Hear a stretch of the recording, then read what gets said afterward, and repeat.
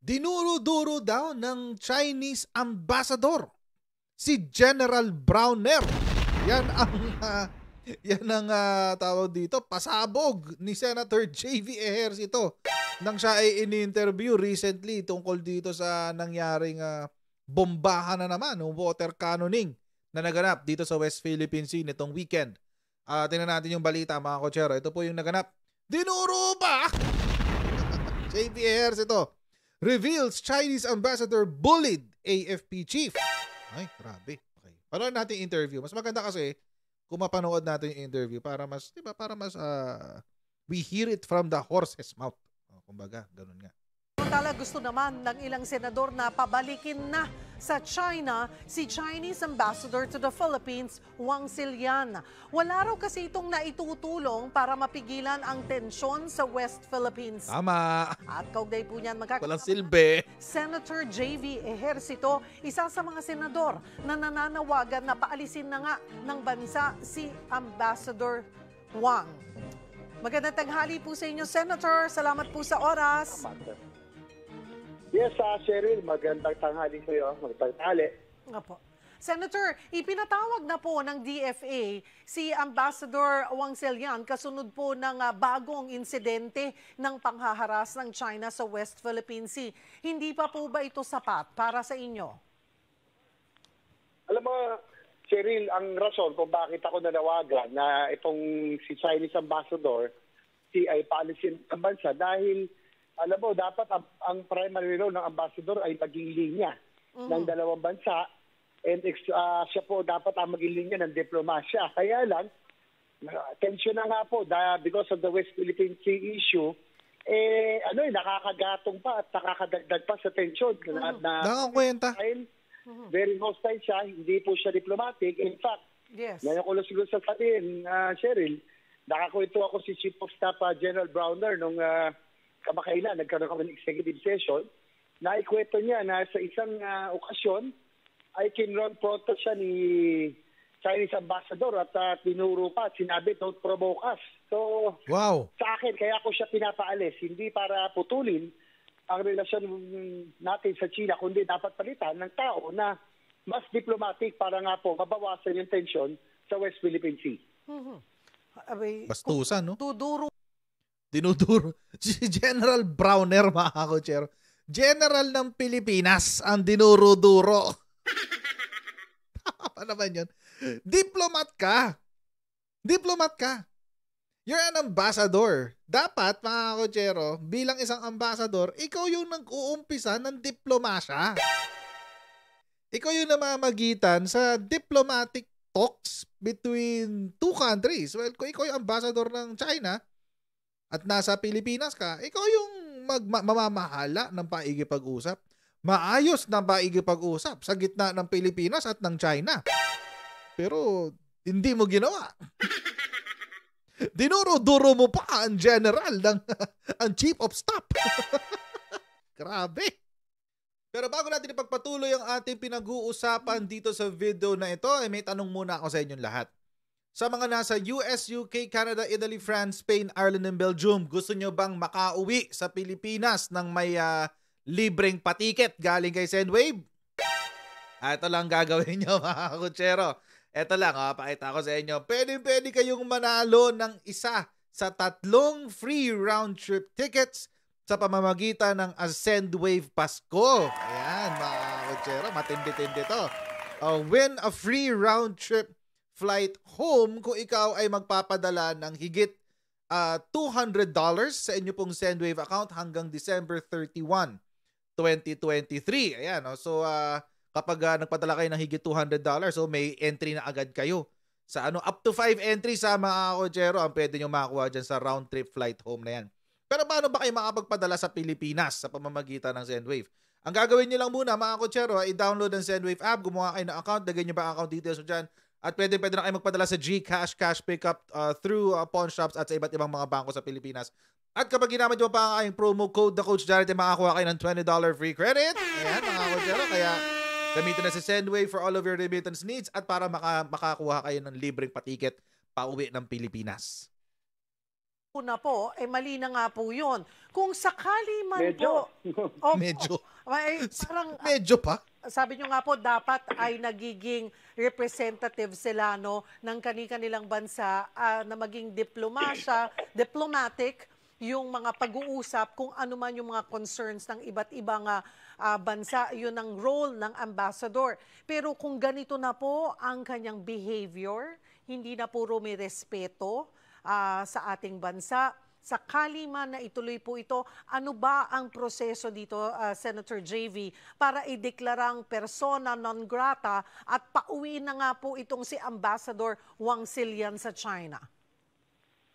Well, siguro po, tayo po ang magre-request na palitan na lang po siya. Hindi natin pinuputol, no? Ang ating linya sa... Hindi pa. Hindi, ang request sa ako personally, dapat palitan ito ng ibang mas diplomatic dahil nga po napakainit na ng sitwasyon sa West Philippine Sea, nakakadagdag pa ito sa sa init, no? Na very hostile, na medyo bastos na nga.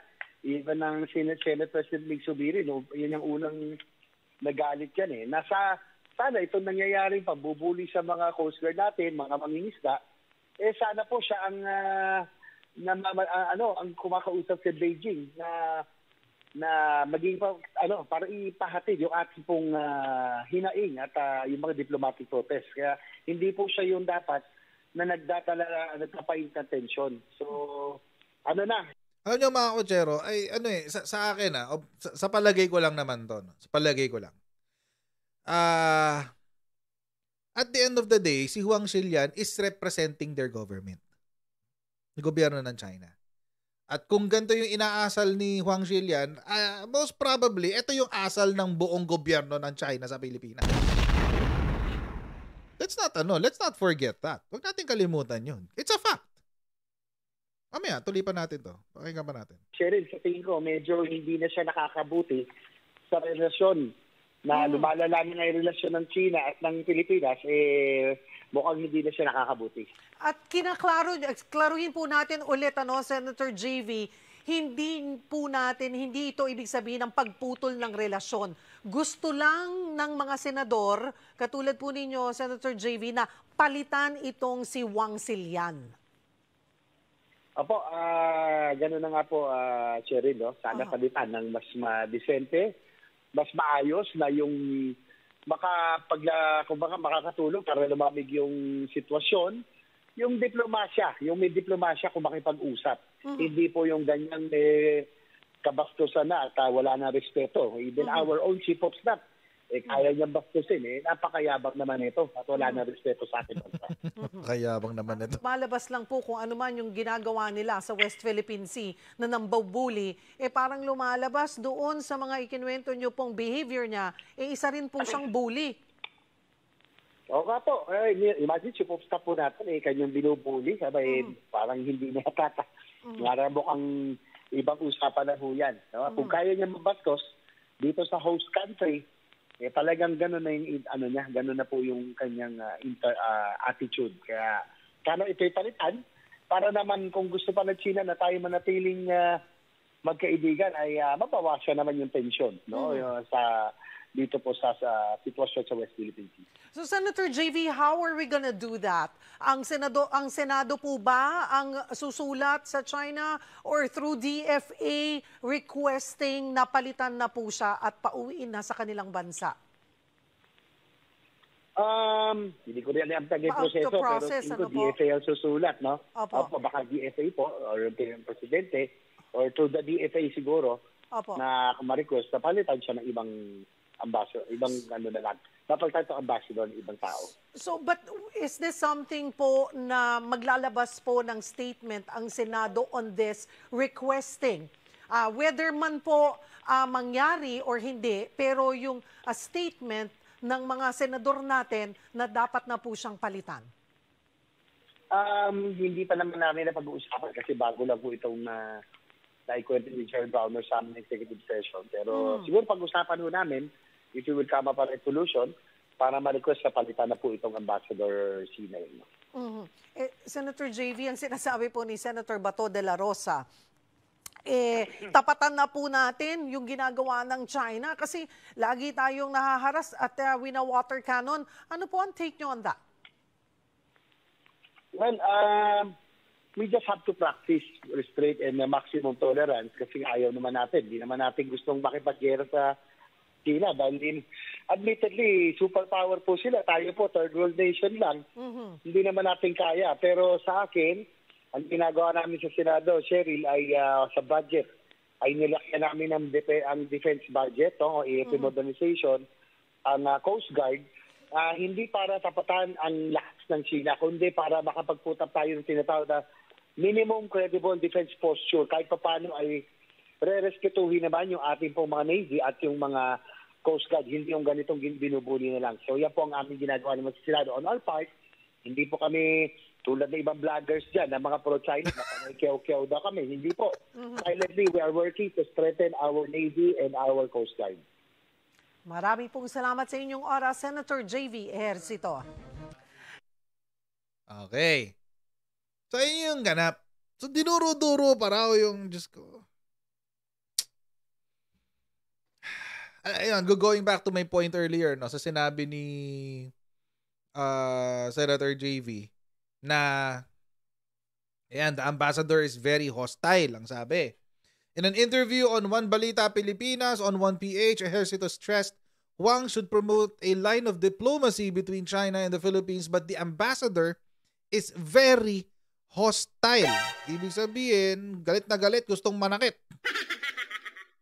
In fact, mayroon pa nga rong eksena nga, dinuro-duro daw si General Browner. Ba't ganon? Ano kaya ginawa ni General Browner? No? Ini-imagine ko lang na military personnel ka, ikaw ang chief of staff ng buong AFP, tapos duduro-duruin ka ng ambassador. mukhang malaking tao si si General Browner Ito si Wang Xiliang, mukhang maliit lang. Tinayuan kaya ni General Browner? Tumayo siya bigla, hinarap niya, whatever. So, hindi natin alam, kasi basta yun yung nangyari. But then again, mga kotsero, balikan lang natin yung punto na sinabi ko kanina. Kung ganito ang ugali ng ambassador, it is because yan ang posisyon ng gobyerno ng China. Huwag na tayo magpaikot doon. At kahit sino pang ambassador ang papuntahin nyo dito sa Pilipinas. Yan ang magiging ugali. Bakit? Kasi mga kotsero, tingnan nyo yung sinabi ng foreign minister nila. Foreign minister to ng China. Nagbalita pa pala kanina. Beijing protests Philippines infringement on Chinese territory. Take note tayo pa raw ang pumapasok sa teritoryo nila. Napakalayo ng China sa West Philippines, guys. Tikas talaga ng mukha. Anyway, ito yung sinabi ng ito yung sinabi ng kanilang foreign minister. China's Ministry of Foreign Affairs spokesperson Mao Ning insisted that responsibility of the incident lies with the Philippines and urged Manila to stop spreading disinformation to hype up the incident. Ano sinabi nila? Yung nangyari nung weekend, kasalanan nyo yun. Foreign Ministry to Chinese Foreign Ministry. Yung DFA nila sa China. Ang sabi, yung nangyari nung weekend, kung binomba kayo ng Coast Guard, kasalanan nyo yun. Bakit? Kasi pumasok kayo sa teritoryo namin.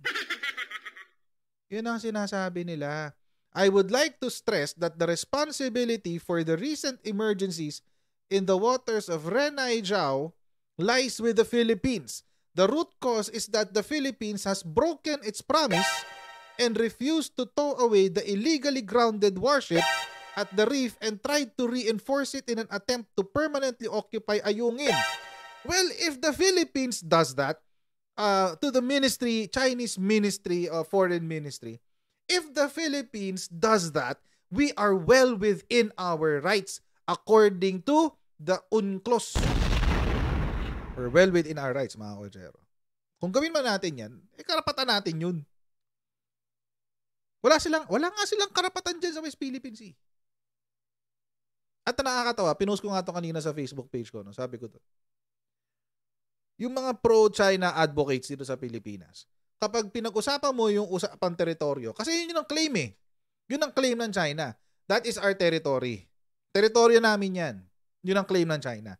At pag sinabi mo na hindi, teritoryo namin to, anong sasabihin ng mga pro-China advocates? Hindi natin teritoryo yan. Exclusive economic zone lang natin yan. Yun ang sasabihin ng mga vloggers na pro-China advocates. Paano magkakaroon ng teritoryo ang Pilipinas dyan? Low tide elevations lang yan. Hindi pwedeng mag-create ng kanyang sariling territorial waters. Yan ang ruling ng Permanent Court of Arbitration, etc., etc. Kung yun ang ruling ng Permanent Court of Arbitration, bakit kiniklaim ng China na territorial waters nila ang buong South China Sea? Pakisagot nga. Kasi matagal na ako nag-iintay ng sagot. Wala namang sumasagot eh. Tapos kapag ang pinag-usapan naman, exclusive economic zone namin yan. Dapat kami lang ang pwedeng gumamit ng resources dyan. Anong sasabihin ng mga pro-China vloggers? Sabihin nila, hindi, may historic right dyan ang China. Sila ang may-ari niyan. Teritoryo nila yan.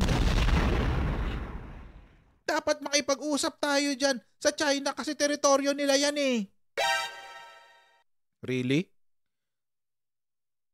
Paano magiging teritoryo nila yan? May ruling na nga ang PCA eh. May ruling na ang Permanent Court of Arbitration na sinabi na yung historic right na yan, hindi mag-a-apply sa buong South China Sea. Bakit? Kasi mga kakotsero, nung pumirma kung meron man silang territorial claim dyan sa South China Sea, nung pumirma sila sa UNCLOS, wala na, extinguished na yun. Wala na silang claim nung pumirma sila sa UNCLOS. Dahil kailangan na nila ngayon sumunod sa bawat probisyon ng UNCLOS na nakasulat na ang iyong territorial waters ay 12 nautical miles lang at ang iyong exclusive economic zone ay hanggang 200 nautical miles. Palagay nyo ba ang West Philippine Sea ay nasa 200 nautical miles ng China? Sige nga. Paki-explain. Ang pwede talaga, alam nyo ang pwede natin makabangga dito sa claim? Ito mga legitimate ito. Malaysia, Brunei, Vietnam. Yan, pwede natin makabangga yan sa claim. Kasi nag-overlap talaga sila. Yung 200 nautical miles nila, overlap sa 200 nautical miles natin. Kaya kailangan mag-usap. Yun ang nasa UNCLOS. Pero si China, anong paki ni China sa West Philippine Sea? Wala. Panggulo lang siya dyan. O kaya ngayon, sinong nililigawan ng China? Ligaw na ligaw siya ngayon sa Vietnam. Bakit? Kasi isa si Vietnam sa may pinakamaraming outpost dyan sa West Philippines, sa EEZ nila. Ang dami nun. Dililigawan nila. Maski nga si Digong anong sinabi niya nung presidente siya? The Permanent Court of Arbitration is now part of international law. Maski siya umagri? Paano na? Alam nga naman sinungaling si Digong. Hindi pwede yun, lalo sa mga DDS. Hindi pwedeng sinungaling si Digong. Nung sinabi niya sa UN na irespeto ang Permanent Court of Arbitration, ang desisyon. Kasi that's already part of international law. Hindi siya pwede magsinungaling dun. Paano na? Kaya mga kutsero, ang Pinas at ang US ulit ay nag-usap kanina dahil dyan sa nangyari na yan nung weekend. Ito, nag-usap. Ayun. Ang galing, naka-briefcase talaga yung telepono. Ang sabi, ranking Filipino and American military chiefs have agreed to maintain closer ties amid China's illegal and aggressive actions targeting Philippine vessels performing their mandate in the West Philippine Sea. This came following Monday's phone conference between Armed Forces of the Philippines Chief General Romeo Browner and U.S. Joint Chiefs of Staff General Charles Brown Jr., where they discussed their current regional security environment. Sabi, The two agreed to maintain close coordination amid worsening illegal activities of the China Coast Guard, targeting rotation and reprovisioning missions and patrols of Philippine government vessels in the West Philippine Sea. They also discussed mutual strategic security interests and opportunities for increased military cooperation. Yun ang sinabi. The call took place shortly after successive incidents in the weekend where CCG and Chinese maritime militia ships launched aggressive maneuvers and fired water cannons against Philippine vessels going about their peaceful business in Bajo de Masinloc and Ayungin Shoal. So, yun lang. Marami nang tatanong, no, pwede na bang pumasok ang ang Mutual Defense Treaty? Hindi pa po. Hindi pa. It has to be an armed attack. Ibig sabihin, binaril, binomba, as in bomba talaga, yung pasabog. Yun. It has to be a military, or it has to be an armed attack by the Chinese side. Kaya nga mga kotsero, si China nililimitahan lang niya sa water cannon, sa acoustic cannons, whatever. I forgot what you call that. Laser cannons, whatever. Laser cannons ba tawag doon? I forget. Ano pa ba? Pabamangga, hanggang doon lang. Hanggang doon lang. Kasi kapag na-escalate yan sa paggamit ng firearms and ballistics, ayun. Doon na pasisipa ang Mutual Defense Treaty. Kaya alam nyo, takot din eh. Takot din ang China eh. Ayaw nilang i-risk. Kasi alam nyo, kung matapang si China, dapat binomba na nila.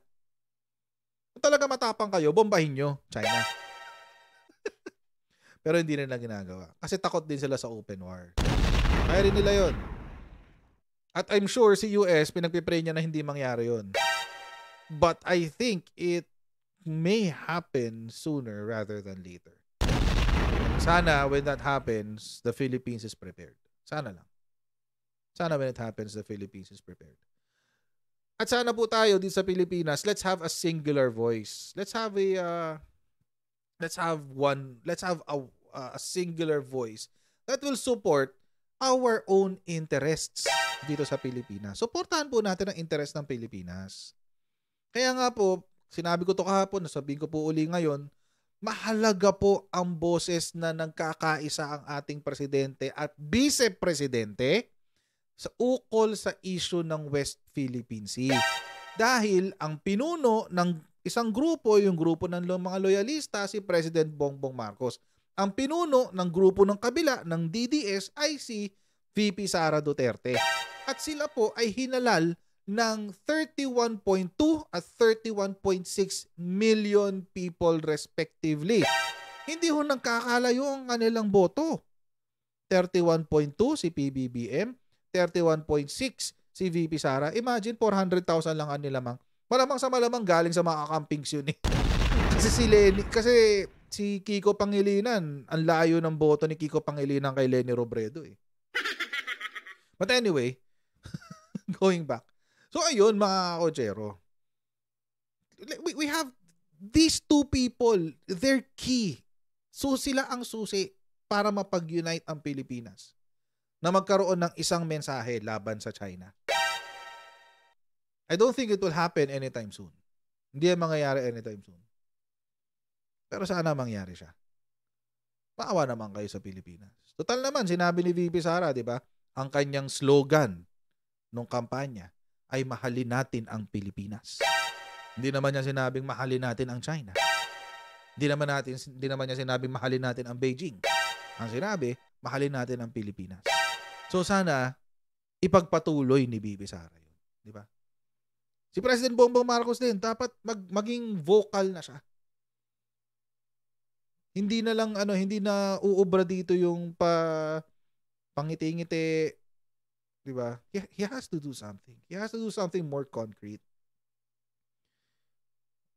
Ando na tayo, meron tayong mga regional partners, andyan na yung alliance with the US, medyo tapos yung mga pirma-pirmahan sa Mutual Defense Treaty, yung sa VFA with Japan and VFA with Australia, etc., etc. All of these are well and good. Kailangan natin yan.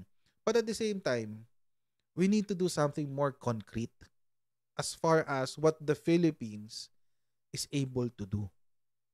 Anong gagawin natin, Mr. President? Ano pong gagawin natin? And I hope ito pong steps na to will be agreed by both the President and the VP.